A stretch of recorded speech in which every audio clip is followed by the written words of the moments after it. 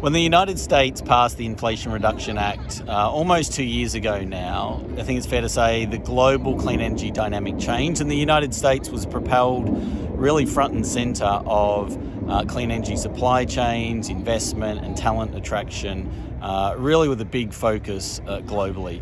That's why we're here in the United States at the moment, really helping to build our understanding of the Inflation Reduction Act, what it means for the world, and of course what it means for Australia, the opportunity and indeed the challenges that it presents for Australia. Anna, your reflections on our time here in the United States? Look, it's been quite an eye-opener. We had a meeting last week with some US investors, and they said that the opportunity in the US had quadrupled in the last year since the coming of age of the Inflation Reduction Act. There's still obviously a lot to play out in terms of how that's going to run, but the early signs are extremely positive. They've just had their biggest year yet in terms of renewable energy investment. Investment in hydrogen projects has increased by 80% in 1 year, and they've also seen $120 billion of announcements for clean energy manufacturing, mostly in batteries and solar. So they've really seen a massive turnaround in everything that has been the energy story in the United States. Yeah, massive investment and a turnaround in a very short period of time. Of course, not all rosy.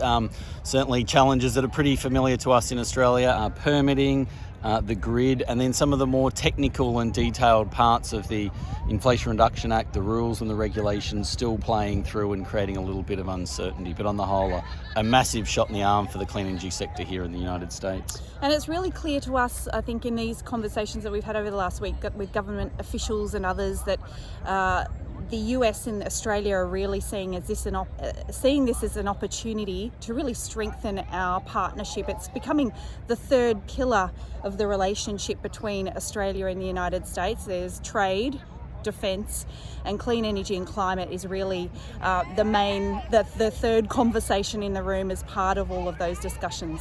Yeah, and in fact the Australian Treasurer is here in the United States right at the moment pursuing those very conversations.